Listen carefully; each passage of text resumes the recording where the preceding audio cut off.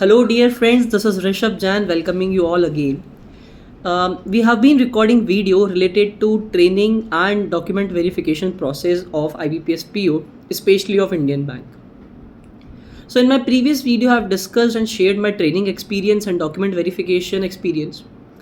And second video, I also told about asset liability report, police verification, civil report, asset your character certificate, medical certificate, वो सब कैसे बनवाना है, उसमें क्या क्या चीज़ें करनी है, उसके बारे में बात हम लोग ऑलरेडी प्रीवियस वीडियोस में कर चुके हैं. Now in this video we will be talking and discussing about indemnity bond with surety.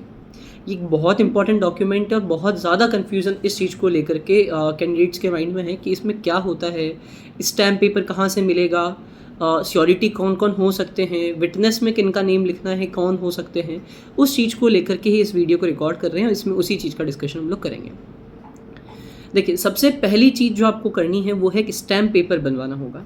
ना अगर आपका ये कन्फ्यूजन है कि स्टैम्प पेपर कहाँ बनवाएंगे, तो आप अपने जिस भी डिस्ट्रिक्ट में आप रहते हैं वहाँ के कोर्ट के आसपास जाइए. कोर्ट के आसपास जो भी शॉप्स होती है, इवन आप किसी टी स्टॉल वाले से भी पूछेंगे कि स्टैम्प पेपर कहाँ बनता है, तो वो आपको बता देगा कि ये पर्टिकुलर शॉप है, यहाँ पे जाइए, आपको वहाँ पे स्टैम्प पेपर मिल जाएगा. आप वहाँ पे जाइए, वो आपसे सिर्फ 3 चीज़ें पूछेंगे कि आपको स्टैम्प कितने का बनवाना है. कितने का बनवाना है तो सिंपल सा बहुत क्लियरली मेंशन है आपके कॉल लेटर में कि मिनिमम 100 रुपीज़ का होना ही चाहिए. राइट, आप ज़्यादा का बनवा सकते हैं, but there is no sense of making that. आप सिंपली उनको बोलें कि 100 रुपीज़ का स्टैम्प पेपर बनाना है. उसमें फर्स्ट पार्टी आपका खुद का नेम आएगा और सेकंड पार्टी में इंडियन बैंक का नाम आएगा. वो आपसे पूछेंगे ये चीज़ कि फर्स्ट पार्टी में किसको लिखना है, आप अपना नेम बता दीजिए. सेकंड पार्टी में किसको लिखना है, इंडियन बैंक वहाँ पे लिखा जाएगा. Now comes the third point in this, that is कि वहाँ पे detail of that stamp paper. Purpose क्या है बनवाने का, पर्पस में आप मेंशन करवाएंगे एग्रीमेंट आप लिखवाएंगे and your stamp will be ready. वो आपको 10 से 15 मिनट में रेडी करके दे देंगे and you can bring that stamp paper. Right, इसके अलावा आपको कुछ भी नहीं करना है, स्टैम्प लेकर के आ जाना है. अब आपके पास जो इंडेनिटी बॉन्ड विद श्योरिटी वाला जो फॉर्म है उसको कैसे फिल करना है, हम लोग उसके बारे में बात कर लेते हैं. स्टैम्प को लेकर के इतना ही है, इसके साथ स्टैम्प अटैच कैसे होगा उसके बारे में बाद में बात करेंगे. सबसे पहले आप जैसे इस फॉर्म को देखेंगे तो इस फॉर्म में मेंशन है this indemnity is made and executed at, bracket में प्लेस लिखा हुआ है तो आगे प्लेस आएगा.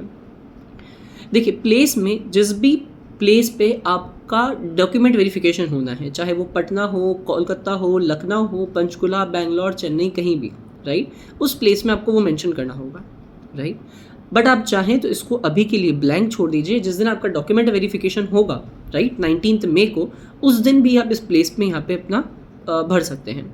ऑन दिस, आपके केस में ये बनेगा on this 19th day 19 of month, कौन सा है, मई, 19th मई 2025.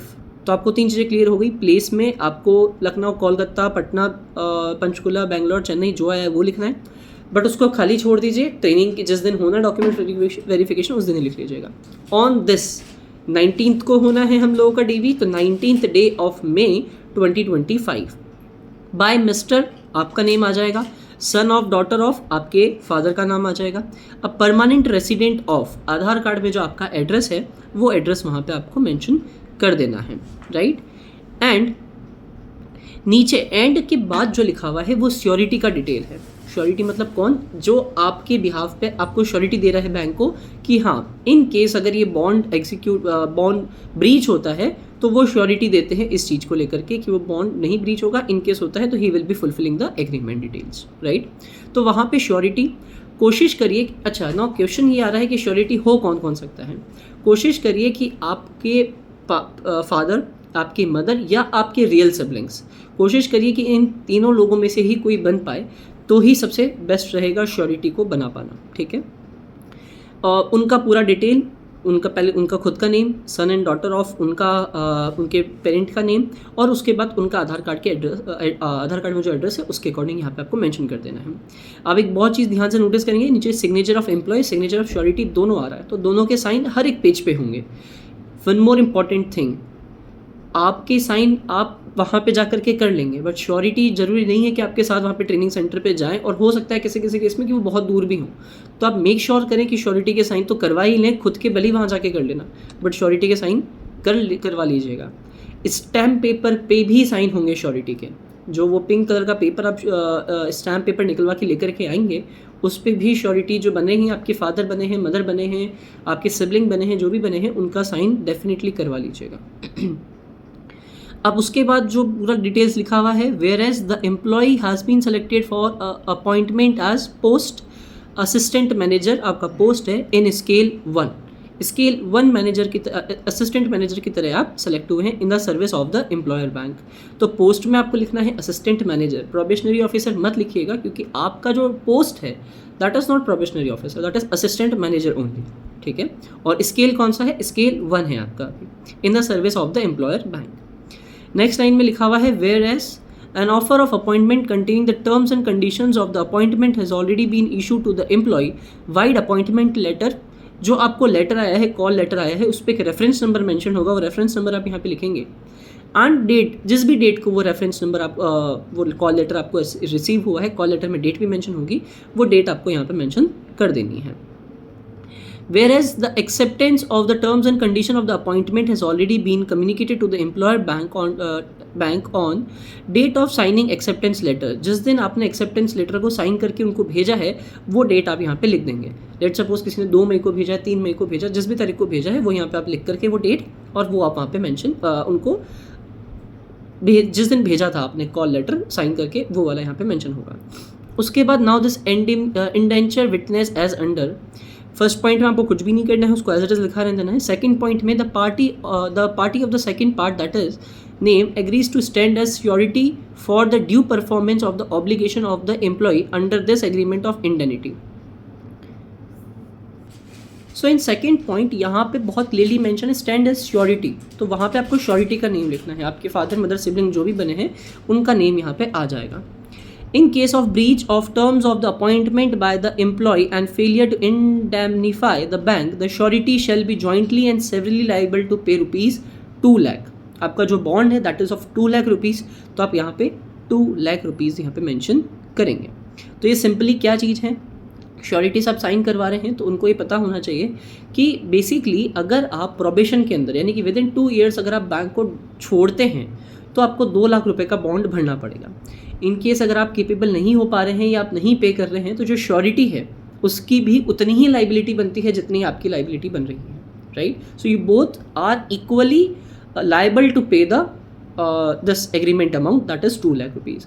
और इन केस आप उसको डिले करते हैं, लेट सपोज बैंक ने आपसे वो पैसा मांगा है 1 मार्च को और आप वो पैसा उनको नवंबर दिसंबर में दे रहे हैं, तो उन्हें बहुत क्लियरली मेंशन किया है कि 12% पर एनम के हिसाब से वो इंटरेस्ट चार्ज करेंगे, और मार्च में अगर आपने नवंबर दिसंबर तक डिले किया है तो आपको विद इंटरेस्ट वो मनी रीपे करना पड़ेगा। तो जहाँ जहाँ पे भी रुपीज़ लिखा हुआ है वहाँ पे आप 2 लाख रुपीज़ मेंशन कर देंगे, ठीक है। बाकी तो 1 2 3 4 5 point number as it is mention है। एंड में अगर आप देखेंगे तो वहाँ पे सिग्नेचर ऑफ एम्प्लॉय लिखा हुआ है, एम्प्लॉय जहाँ जहाँ भी लिखा हुआ है साइन आपके ही होंगे, because now you are the employee of the bank, right. तो एम्प्लॉय की जगह पे सब जगह साइन आपका होगा। Then signature of the surety, father mother sibling जो भी बने हैं उनका sign. Now signature of witness, anyone can be witness except you and surety, आप और श्योरिटी के अलावा कोई भी इसमें विटनेस हो सकता है, राइट।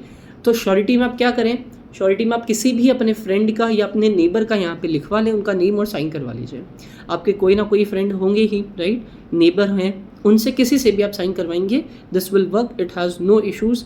विटनेस का भी कोई इसमें लाइबिलिटीज़ नहीं होती है, लाइबिलिटी सिर्फ आपकी और श्योरिटी की है। जनरली ऐसा होता है कि एग्रीमेंट जो होता है वहाँ पे विटनेस होते ही हैं, तो उस वजह से सिर्फ इसको बनवाया जाता है, विटनेस के साइन करवाए जाते हैं, otherwise no such different thing, right. तो I hope related to indemnity bond questions clear हैं। नाउ अब पॉइंट आता है कि सर वो जो स्टैम्प पेपर हम लेकर के आए थे उसका क्या करना है। कोई उसमें कुछ भी नहीं करना है, ये 3 पेज का प्रिंट निकाल करके इसको फिल करेंगे और जो स्टैम्प पेपर है आपका उसको इसके आगे लगा करके उसको स्टेपल कर दीजिए, that's it, nothing much, right.